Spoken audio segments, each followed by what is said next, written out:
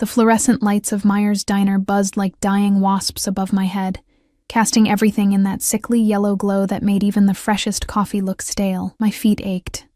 That deep, bone-tired ache that starts in your heels and crawls up your calves like poison ivy.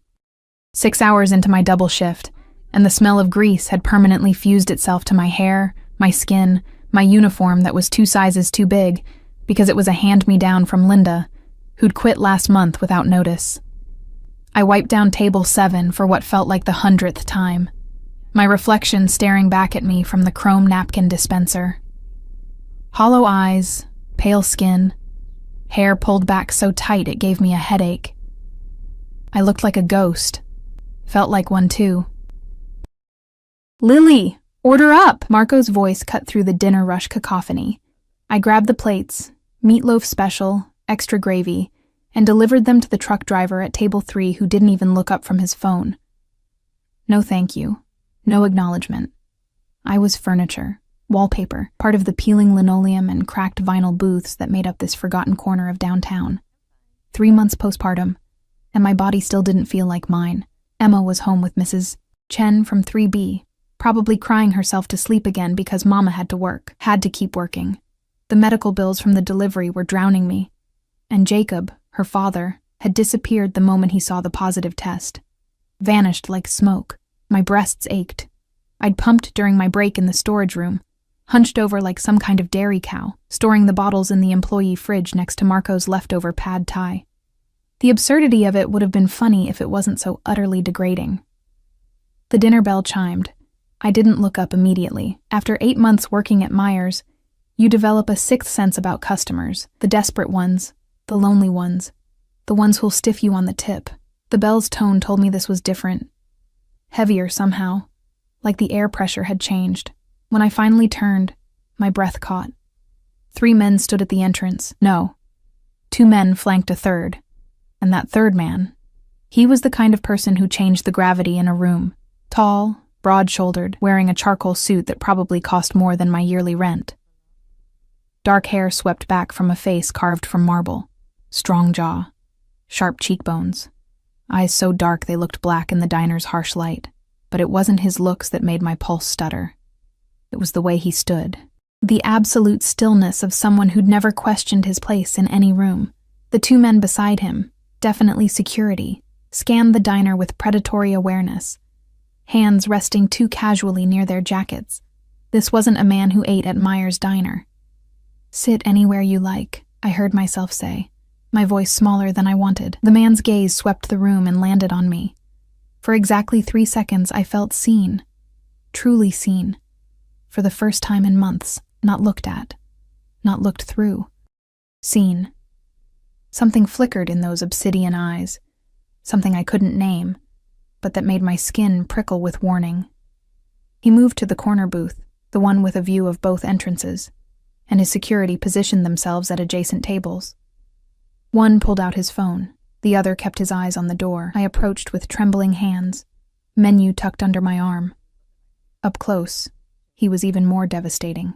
The scent of him hit me first. Expensive cologne, something woody and dark with an undertone of danger, mixed with cigarette smoke and leather. His hands rested on the table, scarred knuckles, a thick silver ring on his right hand engraved with something I couldn't make out. "Coffee," he said. His voice was deep, accented. Italian, maybe, or something Mediterranean. "Black." "Anything else?" I managed. His eyes flicked to my name tag, Lily. He said it like he was tasting it. "Just coffee. For now." I poured with shaking hands, hyper-aware of his gaze tracking every movement. When I set the cup down, our fingers brushed. His skin was warm, calloused. I jerked back like I'd been burned. "You're afraid," he observed. Not a question. "No, But my voice betrayed me, cracking. "You should be." The faintest smile curved his lips, though it didn't reach his eyes. But not of me. Before I could process that cryptic statement, one of his security guards leaned in, whispering urgently. The man's expression changed, hardened into something that made my blood run cold. He stood abruptly, pulling out a phone, and I heard him speaking in rapid Italian, too fast for me to catch any words. Then I heard it. A baby crying.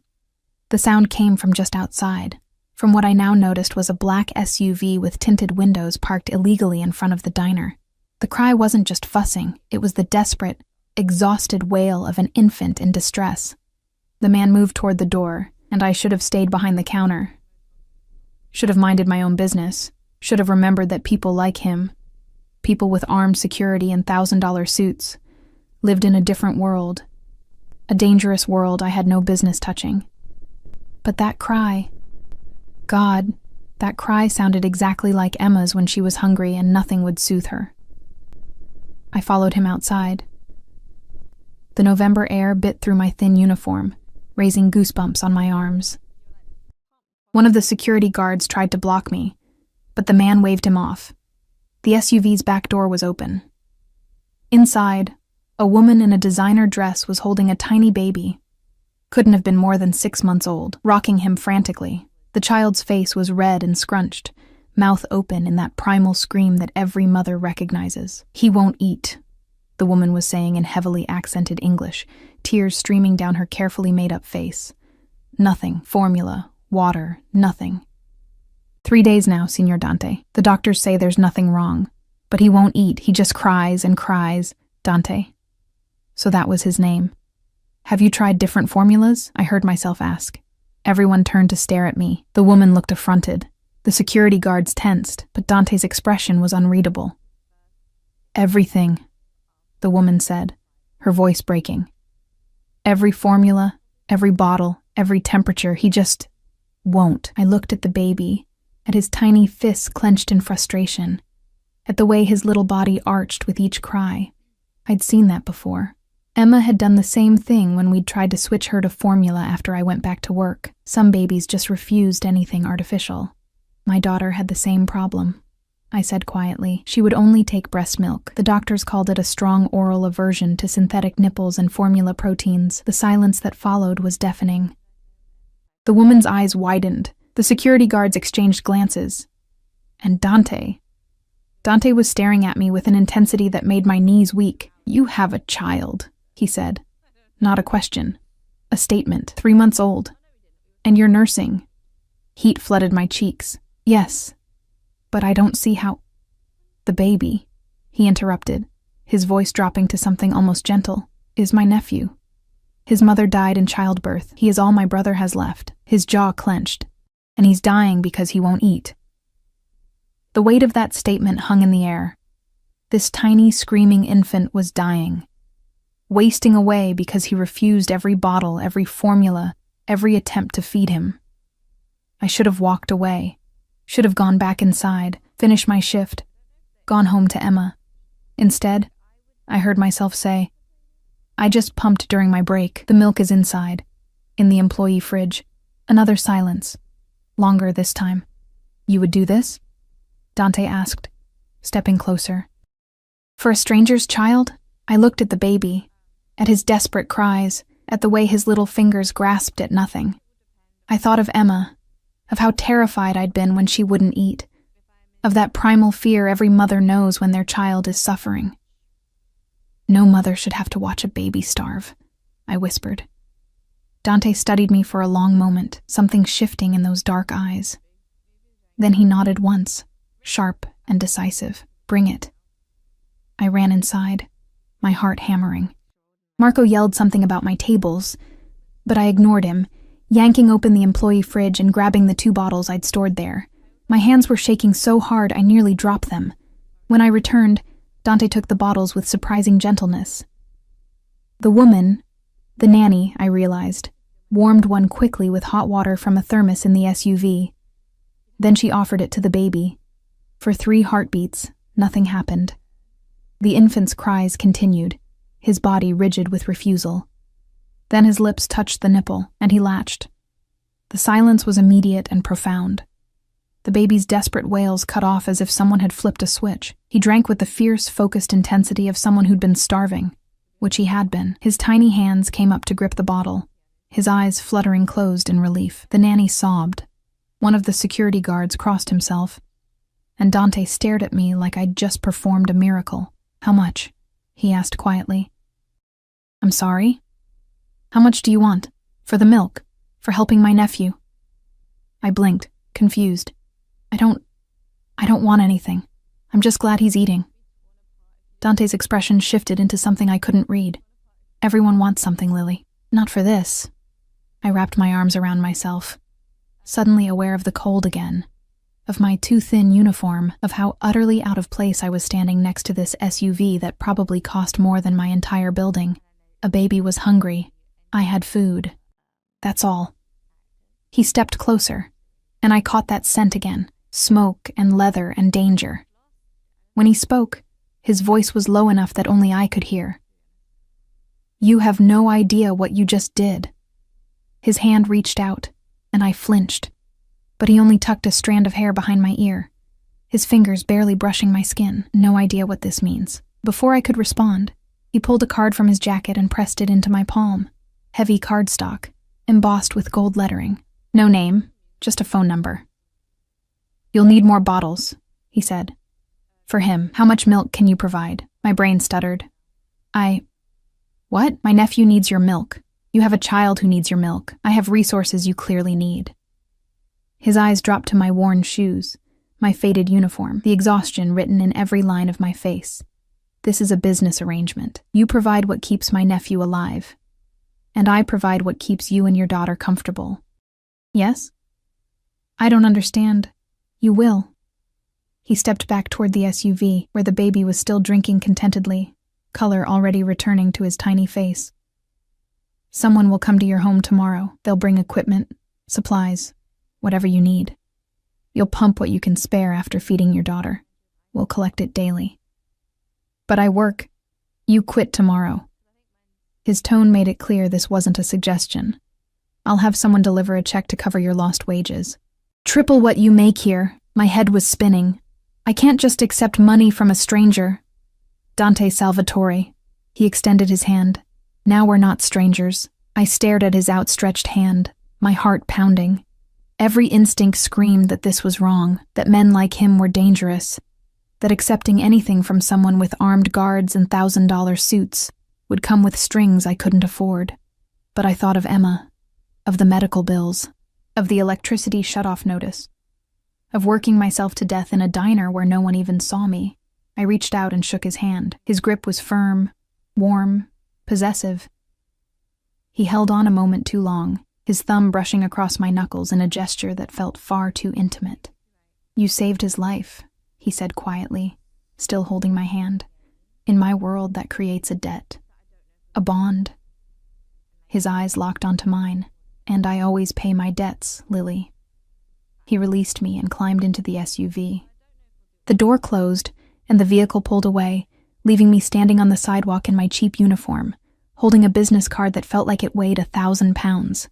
Inside, Marco was screaming about my abandoned tables.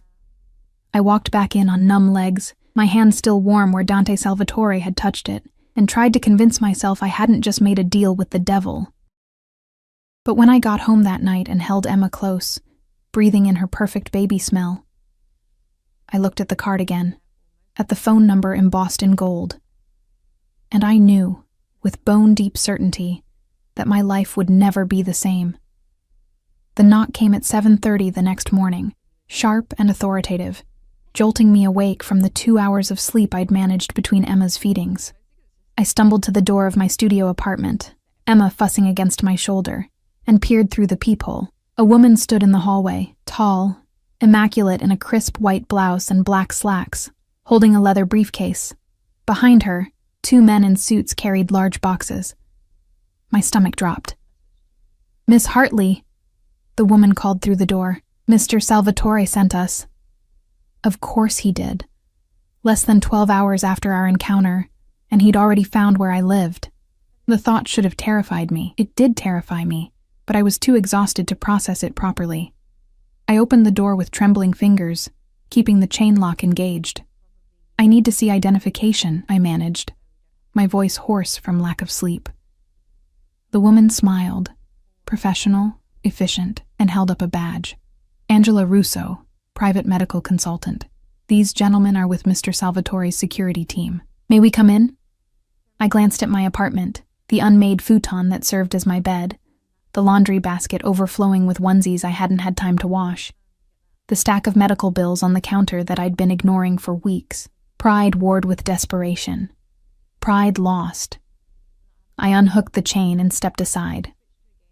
Angela entered like she owned the place, her heels clicking on my cheap linoleum. The 2 security guards followed, setting the boxes down with surprising gentleness. Up close, I could see they were both armed, shoulder holsters visible beneath their jackets.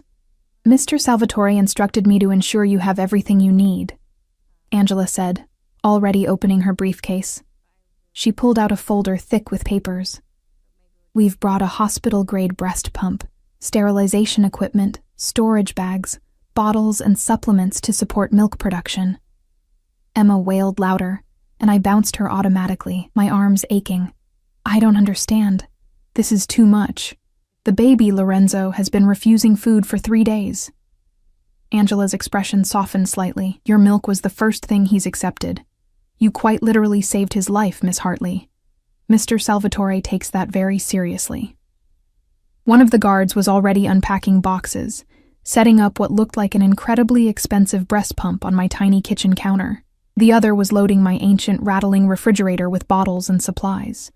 "I called your employer this morning," Angela continued, pulling out more papers. "You've been removed from the schedule effective immediately. Here's a check for 3 months' wages in advance, plus a medical stipend and housing allowance." She handed me an envelope. I opened it with shaking hands. The check was for $45,000. My knees buckled. I sat down hard on the futon, Emma still crying against my chest. This can't be real. Mr. Salvatore is a very generous man when someone helps his family, Angela said, her tone neutral. He's also very thorough. I've taken the liberty of scheduling you with a lactation consultant for this afternoon, and a pediatrician for your daughter next week. Both visits are paid for. I stared at the check, at the number that could solve every problem crushing me. The medical bills, the rent I was 2 months behind on, the electricity that was days from being shut off, food, diapers, everything. "What's the catch?" I whispered. Angela's expression remained professional, but something flickered in her eyes. Respect, maybe, or warning. "Mr. Salvatore expects you to provide milk for Lorenzo as long as the baby needs it. Someone will come daily to collect what you've pumped. In exchange, you'll receive monthly payments and full medical coverage for both you and your daughter." "That's it?" "That's it," she paused. "Though I should mention, Mr. Salvatore values loyalty and discretion above all else. What you're providing is sensitive. There are people who would use Lorenzo's vulnerability against Mr. Salvatore. You understand?" The weight of her words settled over me like a heavy blanket. People who would hurt a baby to get to his uncle. What kind of world did Dante Salvatore live in? "I won't tell anyone," I said quietly. "Good." Angela smiled again, though it didn't quite reach her eyes. "The pump is set up. I'll give you a quick tutorial, and then we'll leave you to rest. Mr. Salvatore suggested you might want help with cleaning and childcare." "No." The word came out sharper than I intended. "I can take care of my own daughter." Something like approval crossed Angela's face. "As you wish. My number is in the folder if you need anything. The security team will check the building's perimeter. There have been concerns about safety in this neighborhood." They left 20 minutes later, after Angela had shown me how to use the pump and made me promise to call if I had any issues. I stood in my apartment, surrounded by expensive equipment and supplies, holding a check that felt like both salvation and damnation. Emma had finally fallen asleep in my arms, her tiny mouth slack, her breathing even and peaceful. I looked down at her perfect face, her father's nose, my eyes, a blend of two people who'd made a beautiful mistake together. "What did Mama just do?" I whispered to her sleeping form. My phone buzzed. Unknown number. The baby drank both bottles. He's sleeping peacefully for the first time in days. You have my gratitude. DS. I stared at the message, my heart doing something complicated in my chest. Before I could overthink it, I typed back, "I'm glad he's okay." 3 dots appeared immediately, then disappeared, then appeared again. Angela said you refused household help. I can take care of my own daughter. Pride is expensive. So is exhaustion. I frowned at the screen. I'm fine. You're not, but you will be. The certainty in those words made something warm and dangerous unfurl in my stomach. I set the phone down and tried to ignore it, but it buzzed again seconds later. Deposit the check today. Pay your bills. Buy your daughter things she needs. Let me do this. How did he know about my bills? Had Angela told him? Or had he already investigated me before sending her? The thought should have made me angry, should have felt invasive. Instead, it felt oddly protective. Like someone was watching over me for the first time in months. Thank you, I typed finally. Don't thank me yet, Lily. 3 weeks passed in a blur of feeding schedules and pump sessions. True to Dante's word, someone came every evening at 6 to collect the day's milk. Different men each time, always polite, always professional, always clearly armed. They never stayed more than 5 minutes, never asked questions beyond whether I needed anything. I paid off every medical bill, settled my back rent, bought Emma a proper crib instead of the second-hand bassinet that had been falling apart, got my electricity and water secured for the next 6 months. For the first time since her birth, I could breathe, but Dante haunted me, not physically. I hadn't seen him since that night at the diner. But his presence was everywhere, in the groceries that appeared at my door every Monday, far more than I'd need, in the check that arrived at the end of the first week, exactly as promised, in the text messages that came at odd hours. Did the lactation consultant help? Is Emma sleeping better? You should rest more. They were simple messages, nothing inappropriate, but something about them felt intimate in a way that made my skin prickle. Like he was thinking about me, watching over me, claiming me somehow through these small gestures of care. I told myself it was just business. He needed milk for his nephew. I needed money for my daughter, a simple transaction, but my dreams told a different story. Dreams where his scarred hands touched more than just my fingers. Where his dark eyes saw through every defense I'd built, where his voice whispered my name like a prayer or a curse, I couldn't tell which. I woke from those dreams gasping, my body aching with wants I had no right to feel. Emma was awake, crying for her night feeding. I lifted her from the crib, settled into the worn armchair I'd had since college, and let her nurse. In the darkness of my apartment, with my daughter's warm weight in my arms, I tried to convince myself that this arrangement was temporary, that eventually Lorenzo would wean, or accept formula, or I'd stop producing milk. That Dante Salvatore would disappear from my life as suddenly as he'd entered it.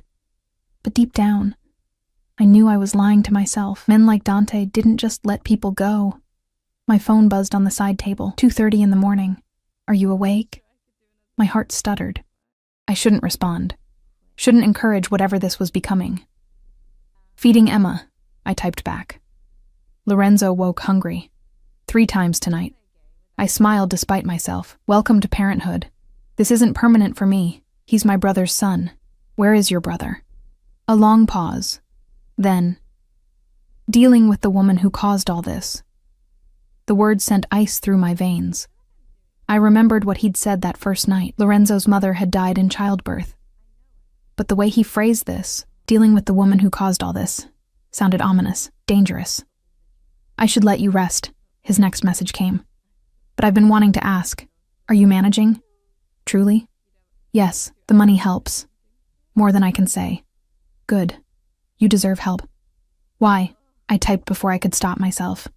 Why are you doing all this? The money is way more than necessary just for milk. The 3 dots appeared and disappeared several times. Finally, because you helped my family when you had every reason not to. Because you looked at a stranger's dying child and gave him the one thing that could save him. Because in my world, kindness is rare. And I protect rare things. I stared at the message, my chest tight. Emma had fallen asleep at my breast, milk-drunk and peaceful.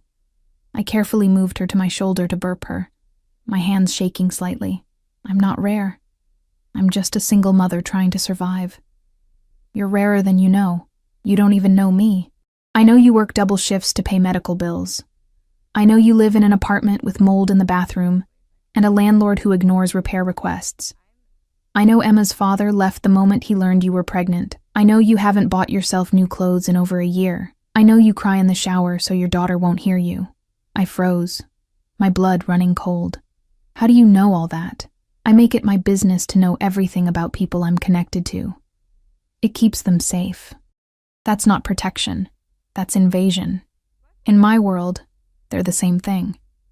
I wanted to be angry, wanted to feel violated by this admission that he'd been investigating me, learning my secrets, watching me from whatever shadows he inhabited. But underneath the anger was something else. Something warm and treacherous that whispered I wasn't alone anymore. That someone was paying attention, that someone cared. God, I'm so stupid, I whispered to Emma's sleeping form. My phone buzzed again. I'm sorry if I frightened you. That wasn't my intention. What was your intention? Another long pause, to understand the woman who saved my nephew's life, and to make sure she never has to cry in the shower again. Tears burned my eyes. When was the last time someone had cared about my pain?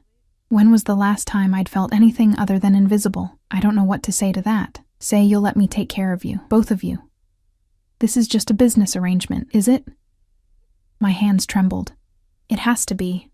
Why? Because you're dangerous, I thought. Because men like you live in a world I can't survive in. Because I've already made one catastrophic mistake with a man, and I can't afford another. Because I'm terrified of what I feel when I think about you. Because it's safer that way, I typed instead. Safe is overrated, Lily. Easy for you to say. Actually, it's not. I've never been safe a day in my life. But I've learned something important. Safety isn't about avoiding danger. It's about choosing who you trust to stand between you and the world. And you think I should trust you? I think you already do.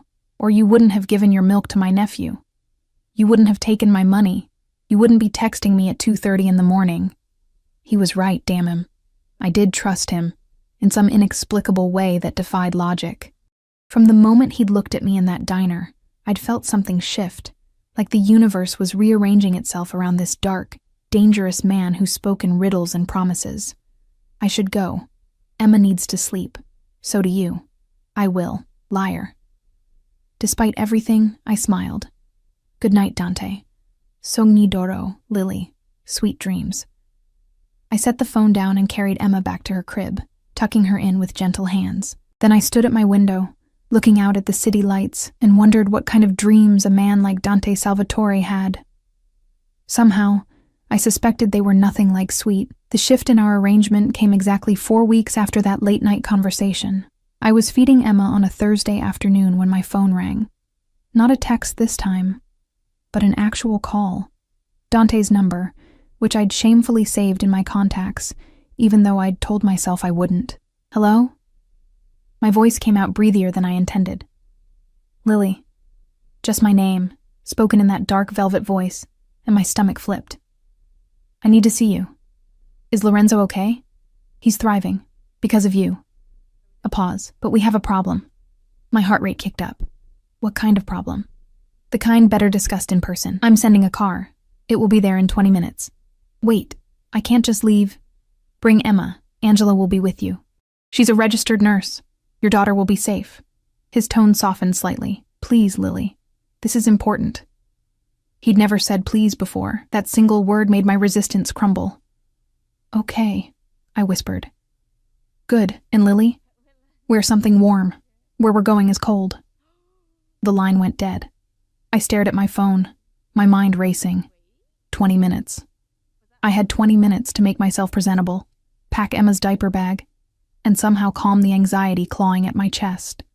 I changed into the one decent outfit I owned, dark jeans and a burgundy sweater that Linda had given me before she quit the diner. It was slightly too big, but it was clean and didn't have spit-up stains. I brushed my hair until it shone, applied the bare minimum of makeup, and tried to ignore the voice in my head asking why I cared how I looked. The car arrived exactly 20 minutes later.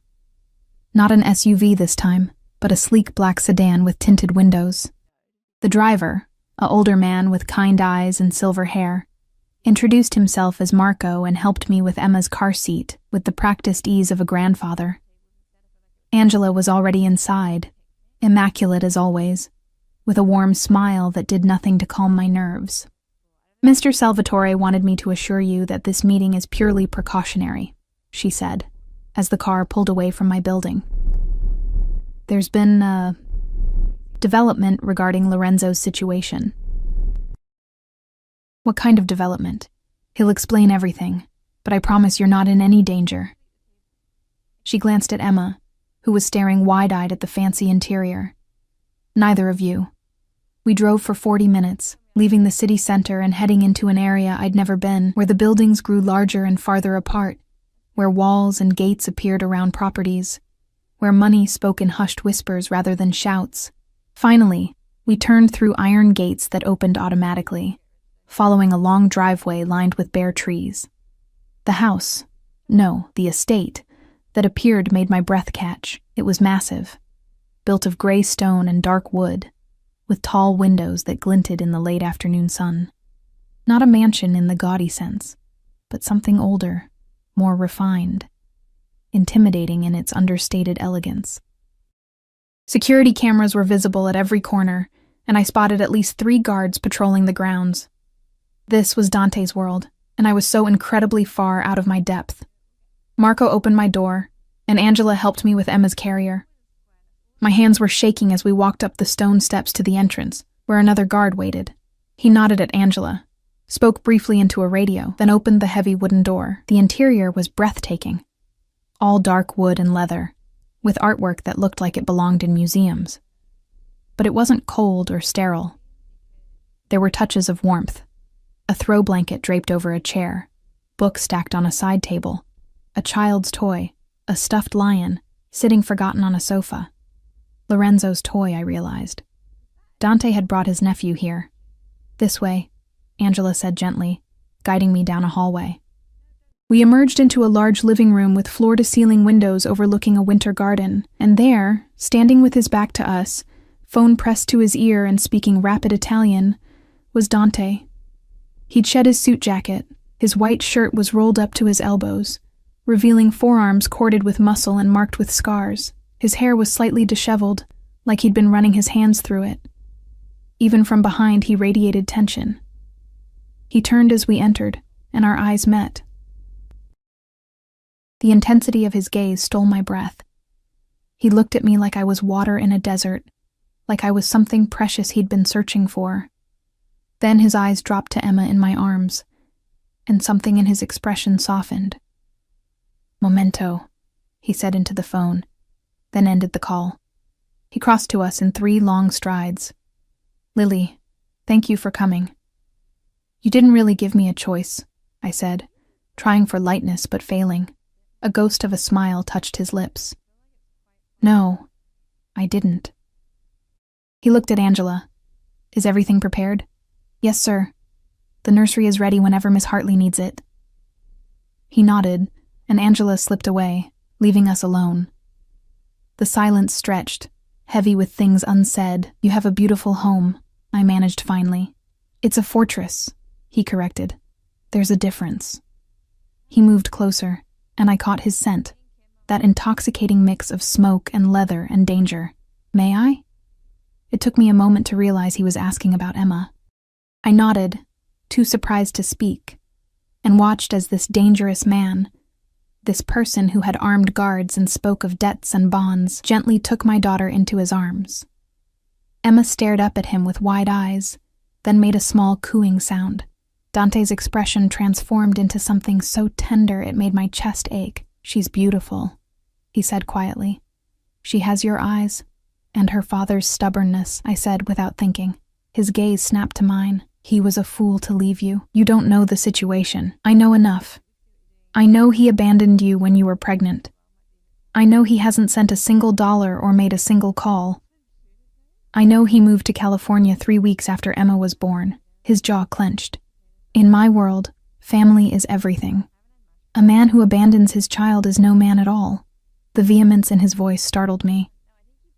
"Is that what this is about? You brought me here to talk about Emma's father?" "No."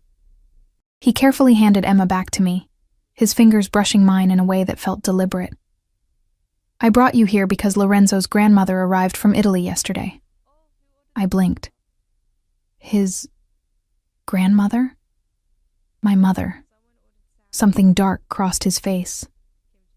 She wants to take Lorenzo back to Sicily. Raise him there, away from the life my brother and I lead. Understanding dawned cold and heavy. Which means she wants to end our arrangement. She's brought a wet nurse from Italy and plans to transition Lorenzo to her care. He turned away, moving to the window, his shoulders rigid. She arrives in an hour to inspect the situation and make her final decision. My heart sank. Of course. This had always been temporary. I'd always known that eventually Lorenzo would move on, would be taken care of by people in Dante's world, people who belonged there. So this is goodbye, I said quietly. He spun back to face me, his expression fierce. No. But you just said... I said my mother wants to end the arrangement. I didn't say I agreed. He closed the distance between us again, so close I had to tilt my head back to meet his eyes. Lorenzo thrives on your milk. He's gained weight. He's sleeping better. He's healthy for the first time since birth. More than that. He hesitated, something vulnerable flickering in his dark gaze. He needs you, and I won't let my mother take that away from him. What are you saying? I'm saying you stay. You continue providing for Lorenzo. And if my mother objects, his voice dropped to something dangerous. I'll handle it. Dante, I can't come between you and your mother. You're not. She is. He reached out, and this time his hand cupped my face, his thumb brushing across my cheekbone with devastating gentleness. Do you know what I see when I look at you, Lily? I couldn't speak, couldn't breathe. I see someone who gave everything to save a stranger's child. Someone who works herself to exhaustion to provide for her daughter. Someone who's been invisible to the world for so long that she's forgotten she deserves to be seen. His voice roughened, but I see you, and I won't let anyone take you away from what's mine to protect. I'm not yours, I whispered, even as my body betrayed me, leaning into his touch. Aren't you? His thumb traced my lower lip, and I shivered. You've been mine since the moment you walked out of that diner and offered your milk to my nephew, since you trusted me enough to take my money, to accept my protection, since you started texting me at 2 a.m. That's not... We barely know each other. I know you better than anyone in your life right now, and you know me better than you think. He leaned closer, his breath warm against my face. Tell me you don't feel this. Tell me you don't wake up thinking about me. Tell me you don't trust me to keep you safe. I couldn't. God help me. I couldn't lie. This is crazy, I breathed. Yes. He smiled then, a real smile that transformed his face into something devastating. But crazy is better than invisible, better than alone. Emma chose that moment to fuss, breaking the spell. I stepped back, my heart racing, and focused on my daughter, on something real and solid that made sense. Your mother will never accept this, I said, not looking at him. A single mother from the wrong side of town providing for her grandson? She'll see me as exactly what you are, someone who saved Lorenzo's life. He moved to a side table and picked up a folder. I've prepared documentation, medical records showing Lorenzo's failure to thrive on formula, his improved health on your milk, recommendations from 3 different pediatric specialists. My mother is traditional, but she's not unreasonable. She'll see the evidence. And if she doesn't, his expression hardened. Then she'll learn that Lorenzo is my responsibility now. My brother entrusted him to me before he left for Sicily. What I say goes. The certainty in his voice should have been arrogant. Instead, it felt like a shield settling around me, protection I hadn't asked for, but desperately needed. I don't understand why this matters so much to you, I said quietly. You're paying me. This is business. Why fight your mother over a business arrangement? He was silent for a long moment, something warring in his expression. Then he crossed back to me, taking Emma gently from my arms and cradling her with surprising expertise. She settled immediately, her tiny hand gripping his finger. My brother's wife, he said finally, his voice low, died because she was involved with the wrong people. People who wanted to hurt my family. She made choices, stupid, greedy choices, And those choices cost her life and nearly cost Lorenzo his. He looked down at Emma, his jaw clenched. When you gave your milk to Lorenzo, you did it without asking for anything, without agenda or ulterior motive. Just pure, selfless compassion. Do you have any idea how rare that is in my world? I shook my head, unable to speak. In my world, everyone wants something. Everyone has an angle. Love is transactional, loyalty is bought, and kindness is a weakness to be exploited. He looked up at me, and the raw honesty in his eyes made my knees weak. But you gave everything without asking for anything in return. You're real, Lily. And I won't let anyone take real things away from me. Not anymore. The sound of cars on the gravel driveway made us both turn. Through the window, I could see multiple vehicles pulling up. A convoy, really. Black SUVs and a silver Mercedes. She's here, Dante said quietly. He handed Emma back to me, his hands lingering on mine. Stay calm. Let me handle this. No matter what she says, no matter how she looks at you, remember, you saved Lorenzo. Nothing else matters. But as I watched an elegant older woman emerge from the Mercedes, dressed in designer black and dripping with jewelry, flanked by guards and what looked like household staff, I knew that everything was about to change, and I had no idea if I was ready for it. Dante's mother swept into the house like a queen entering her throne room. Regal, commanding, utterly terrifying. She was perhaps 60, with silver-streaked dark hair pulled into an immaculate chignon, sharp cheekbones, and eyes the same obsidian shade as her son's. Her gaze swept the room, landed on me holding Emma, and froze. The temperature dropped 10 degrees. Dante. Her voice was cultured, accented heavily, each syllable precise. Chia questa donna? English, Mama, Dante said, moving to stand beside me. Not in front of me, beside me. You know I prefer it when we have guests. Guest? Her eyes narrowed. This is the woman? The one providing milk for my grandson like some common wet nurse? The disdain in her voice made me flinch. But Dante's hand found the small of my back, steadying me.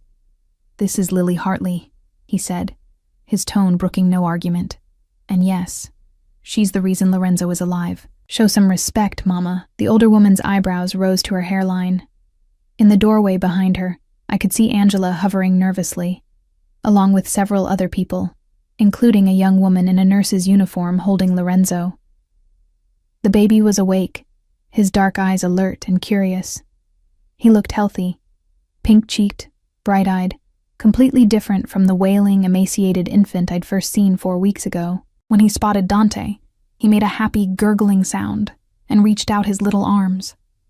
Something in my chest squeezed tight. My grandson looks well, Dante's mother admitted, her gaze still fixed on me, but this arrangement is inappropriate. I have brought Maria, she gestured to the young woman holding Lorenzo, from our family estate in Sicily. She is properly vetted, trained, and from good family. She will care for Lorenzo. Lorenzo doesn't need another caretaker, Dante said. He needs Lily's milk. Every attempt to transition him to formula has failed. Every wet nurse we've tried before Lily resulted in screaming and starvation. You want what's best for him? Then let me handle this my way. His mother's lips pressed into a thin line. And what is your way, exactly? Keeping this girl on retainer indefinitely? Having her come and go from our home like staff? If necessary, yes, Dante. She stepped closer, her voice dropping to rapid Italian. I couldn't understand the words, but the tone was clear. Warning, disapproval, command. Dante responded in the same language, his voice equally sharp, and I felt like an intruder watching a battle I had no right to witness. Emma squirmed in my arms, sensing my tension. I bounced her gently, trying to soothe both of us, and wondered if I should just leave. Walk out the door, end this arrangement, go back to my small life where I understood the rules. But then Lorenzo made a fussy sound, and Maria tried to shush him, bouncing him awkwardly. His fussing escalated into whimpering, then crying. Maria looked panicked, trying to offer him a bottle. He refused it, turning his head away, his cries growing more desperate. I watched, my heart breaking. as the baby who'd been so content moments ago worked himself into full distress. Maria tried everything, different positions, different bottles, soothing words in Italian, but Lorenzo only screamed louder. Dante's mother watched this with increasing frustration, snapping instructions at Maria in Italian. But nothing worked. Lorenzo's face turned red, his little body going rigid with that awful cry I recognized.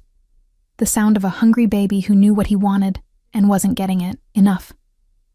Dante took Lorenzo from Maria's arms, and the baby immediately quieted a fraction, grabbing onto his uncle's shirt. But when Dante tried to offer the bottle Maria had been using, Lorenzo screamed again, batting it away. The sound was identical to that first night at the diner.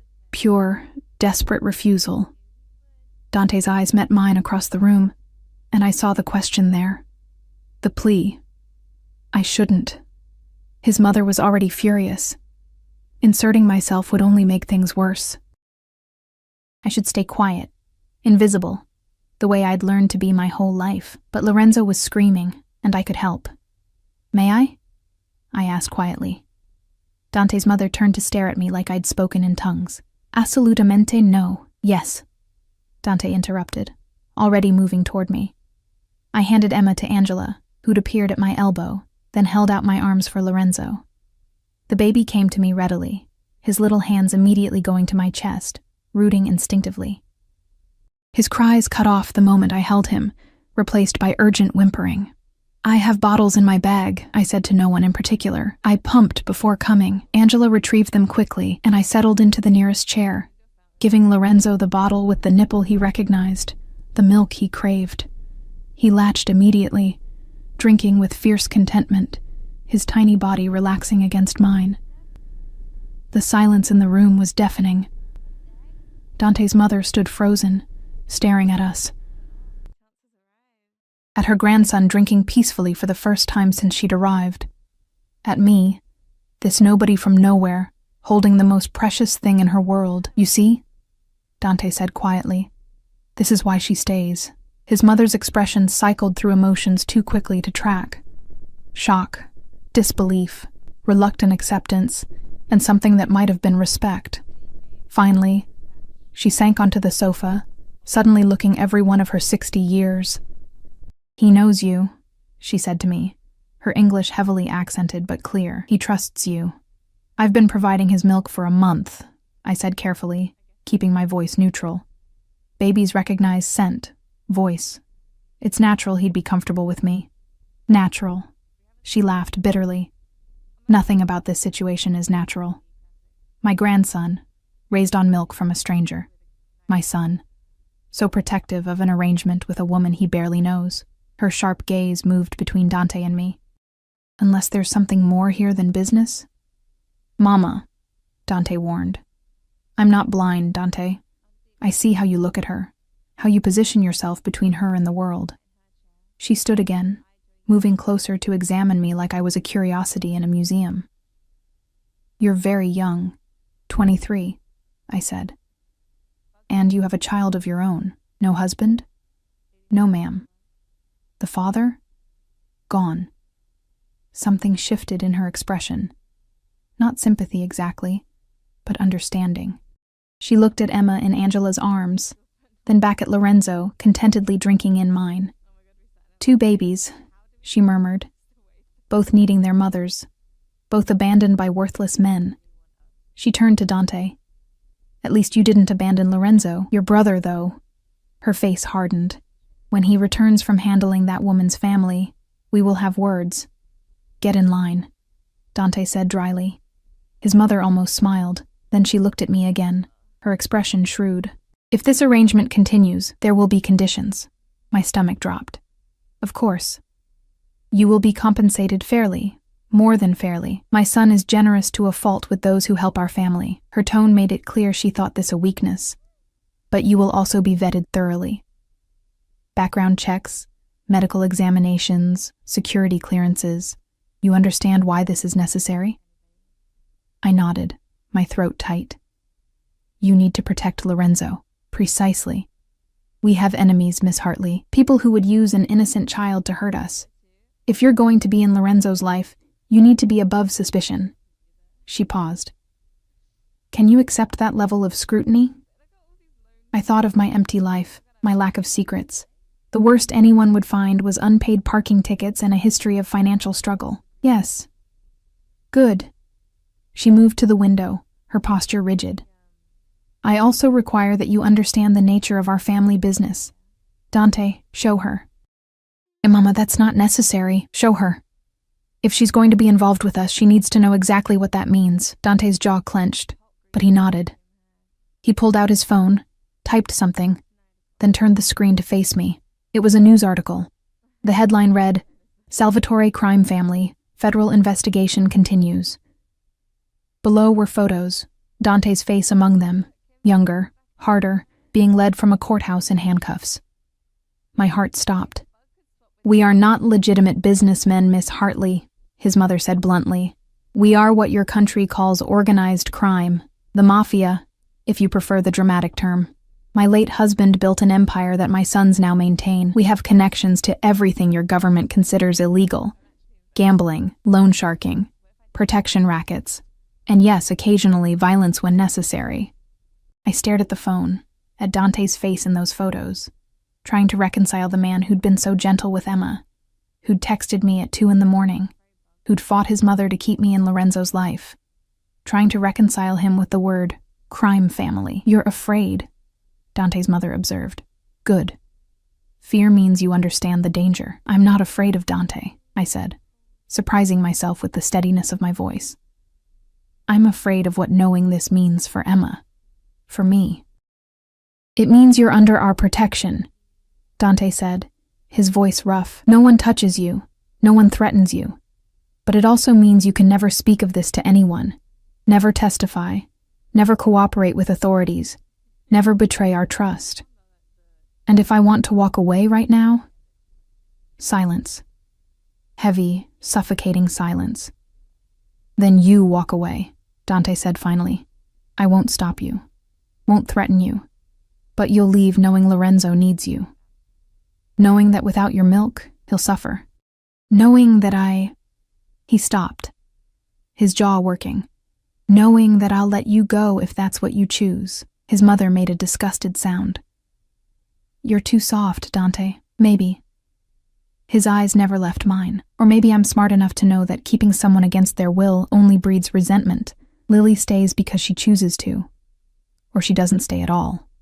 I looked down at Lorenzo, still drinking peacefully, his little hand wrapped around my finger. I thought of Emma, of the money that had saved us, of the security I'd felt for the first time in months. I thought of late-night texts and gentle touches, and the way Dante looked at me like I mattered. "I need to think," I whispered. "Take all the time you need," Dante said. "But think here. Stay for dinner. Let Lorenzo finish eating. Let Emma rest in the nursery I've prepared. Make your decision with a clear head." His mother snorted. "You've prepared a nursery? For her child?" "For both children," he corrected. "Lorenzo needs Lily.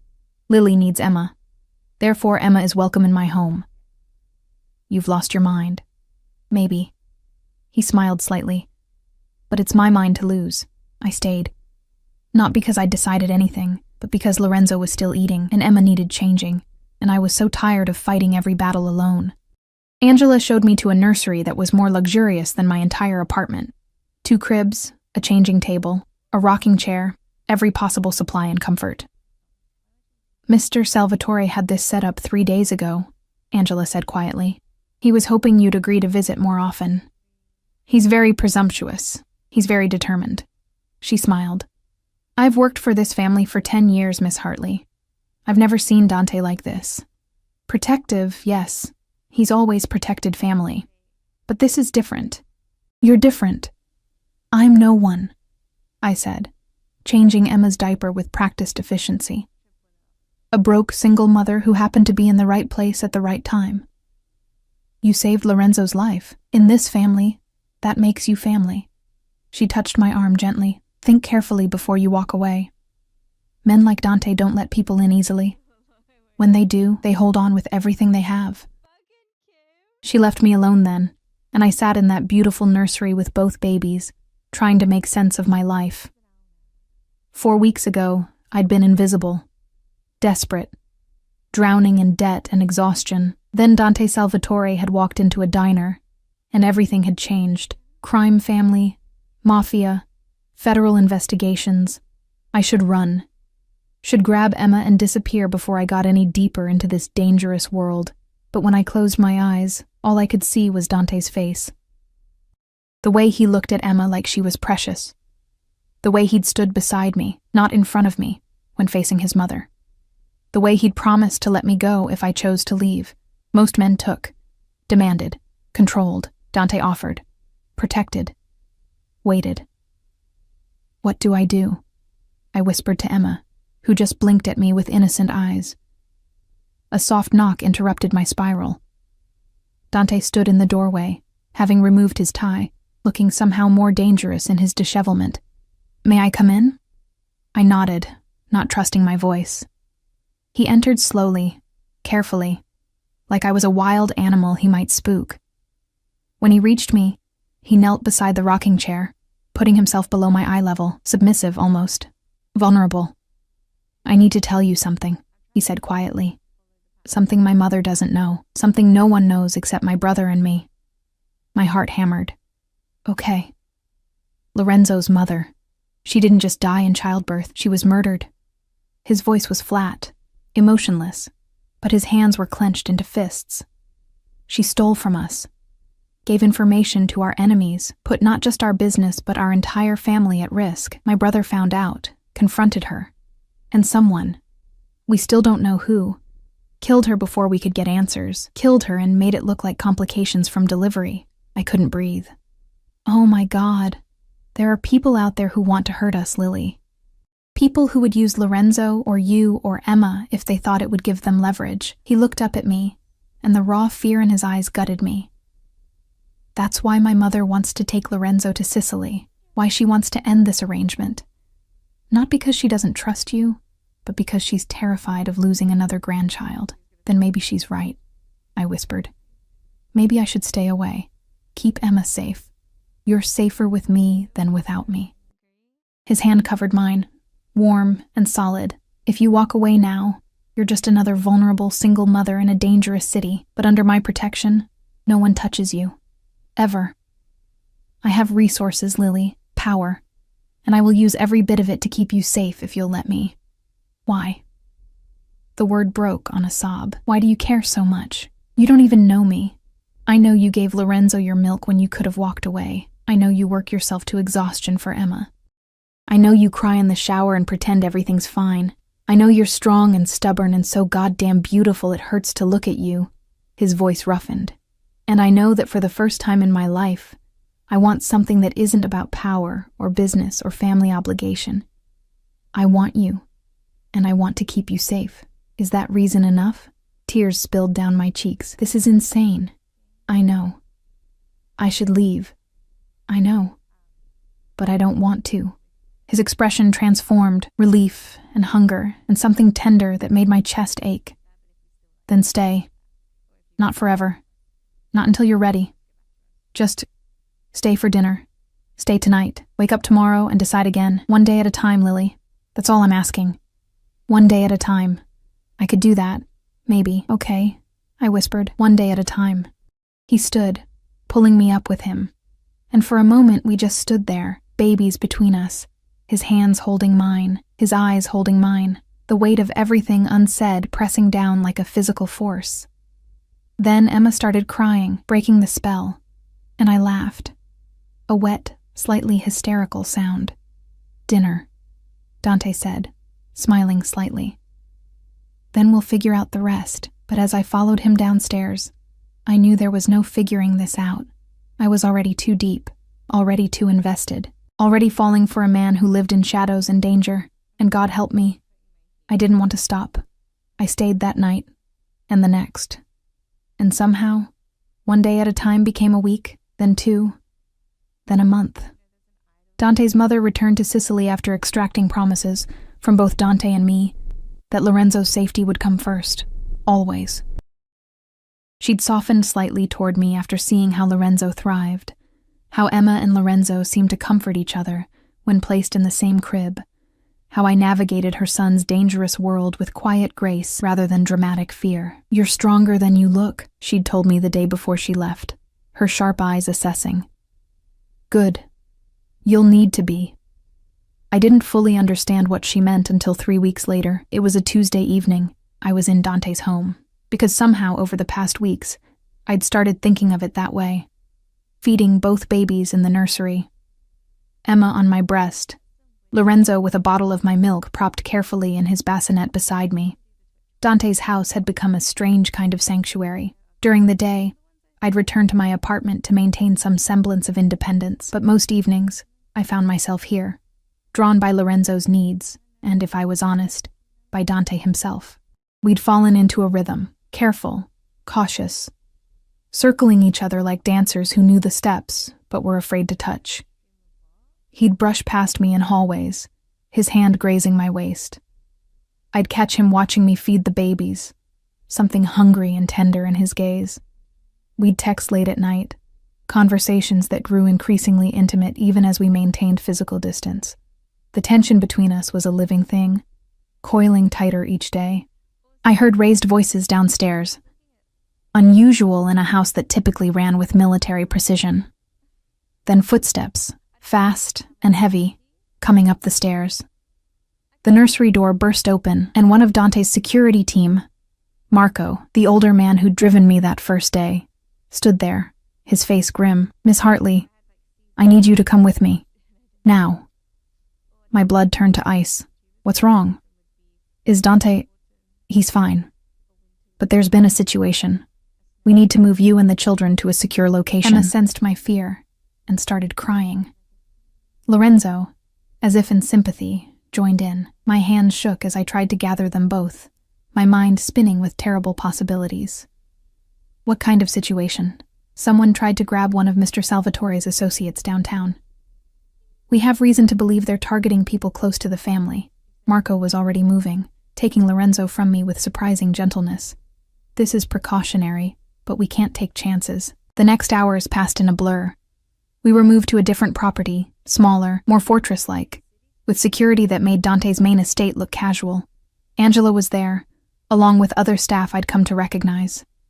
Everyone was efficient, calm, professional, but I could see the tension in their movements, hear it in their clipped communications. The babies finally settled after midnight, exhausted from the disruption.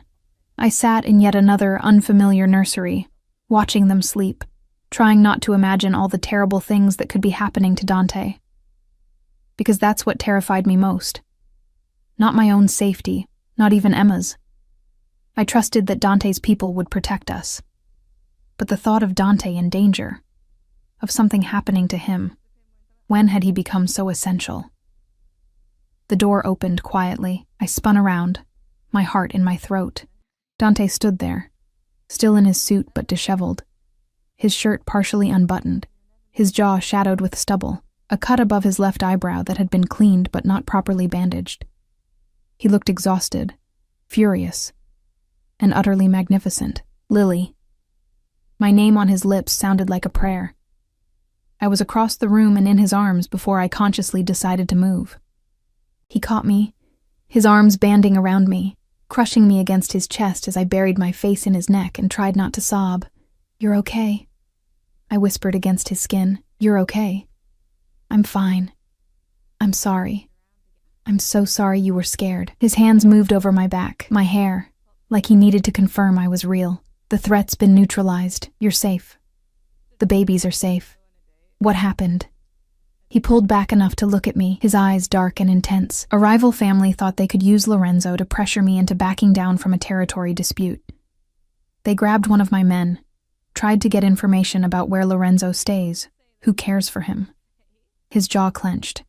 They didn't succeed. I didn't ask what neutralized meant.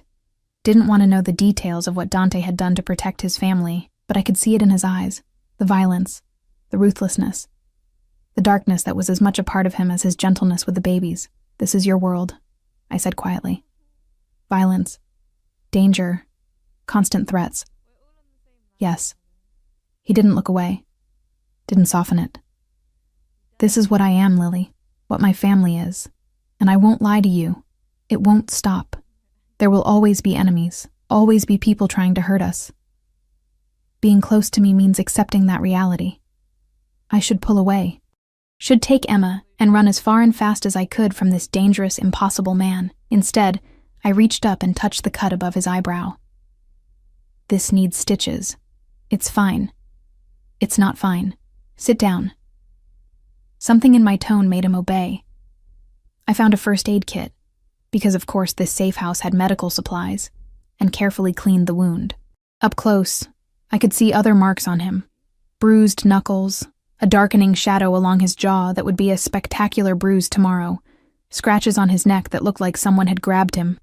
He'd been in a fight, had possibly killed someone tonight, and here I was, tenderly bandaging his wounds like this was normal, like I belonged in this world of violence and vengeance.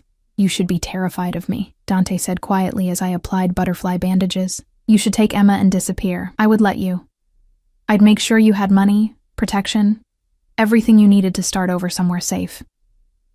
I know. I finished with the bandages and cupped his face, forcing him to meet my eyes. I know you'd let me go. That's why I'm staying. Lily, I'm not stupid, Dante. I know what you are, what your family does, and I know that being with you means Emma and I will always have targets on our backs. My voice shook, but I pushed through. But I also know that you've given me more security, more safety, more care in 2 months than I've had in my entire life. You look at Emma like she matters. You look at me like I'm not invisible. And when you're with Lorenzo, my throat tightened. You love that baby, truly love him. Despite everything else, that's real. It is real. His hands came up to cover mine, his eyes fierce. Everything I feel for you is real, Lily.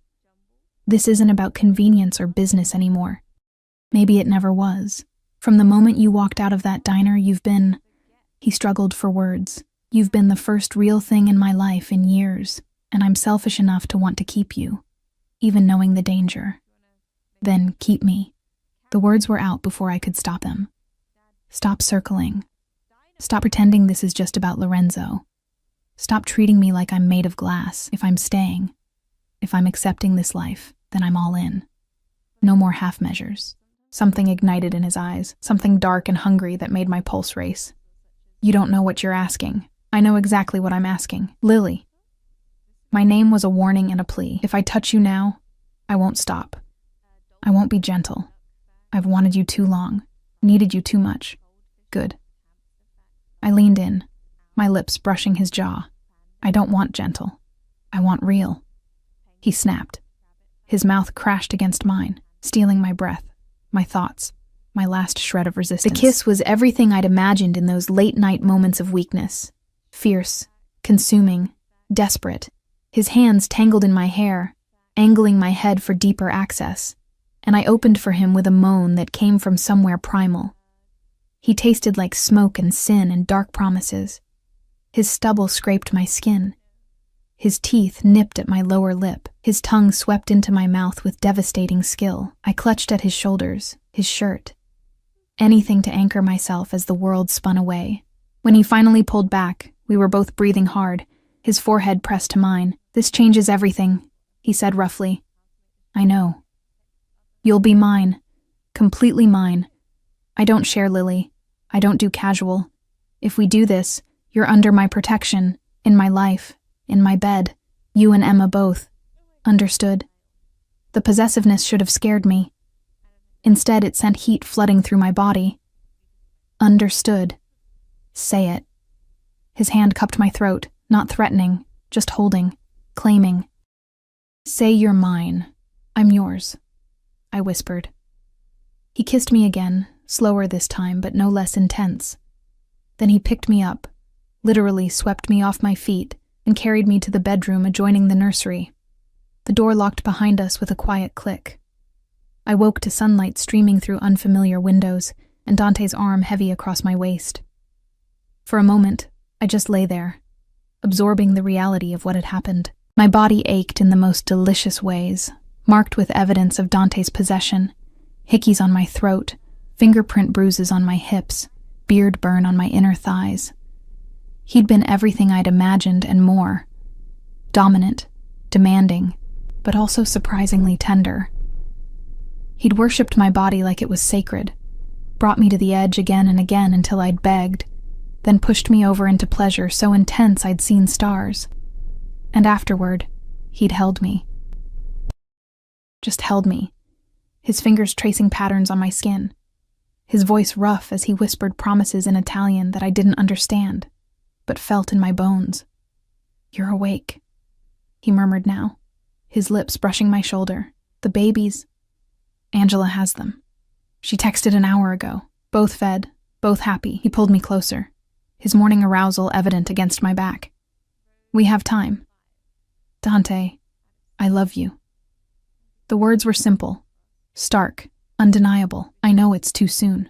I know I'm supposed to wait, play it cool, not scare you off. But I've never been good at lying, especially not to you. I love you, Lily. I think I have since you offered your milk to a stranger's dying child. And I need you to know that before we go any further. Tears pricked my eyes. "You can't love me. You barely know me. I know you better than anyone." He turned me to face him, his expression fierce. "I know you're strong and stubborn. I know you'd sacrifice anything for Emma. I know you cry during sad movies and hate the smell of coffee but drink it anyway. I know you hum when you're nervous and bite your lip when you're thinking. I know you're terrified of being abandoned again, but you're brave enough to stay anyway. How do you know all that? Because I pay attention. Because you matter. Because loving you is the easiest thing I've ever done." He cupped my face. "You don't have to say it back. I just needed you to know." But the words were already there, pressing against my heart. "I love you too," I whispered. "I'm terrified, and it's probably insane, but I love you." His kiss was gentle this time, reverent, and I felt something settle into place, something that felt like coming home. 3 months later, I stood in Dante's living room, our living room, watching Emma take her first wobbly steps toward Lorenzo, who was sitting up on his own now, clapping his chubby hands in encouragement. They'd become inseparable, these two babies who'd brought me and Dante together. "They look like siblings," Angela observed, smiling as she supervised from the couch. "They practically are," I said softly. Dante's arms came around me from behind, pulling me against his chest. "They will be," he murmured in my ear. "Officially." I turned in his arms. "What?" He pulled a small velvet box from his pocket, and my heart stopped. I was going to wait, plan something elaborate, but watching them together, watching you with them, he opened the box, revealing a stunning diamond ring. "Marry me, Lily. Make this family official. Let me spend the rest of my life protecting you, loving you, giving you everything you deserve, Dante. I know it's fast. I know my world is dangerous, but I also know I've never been more certain of anything." His eyes held mine. "Say yes, please."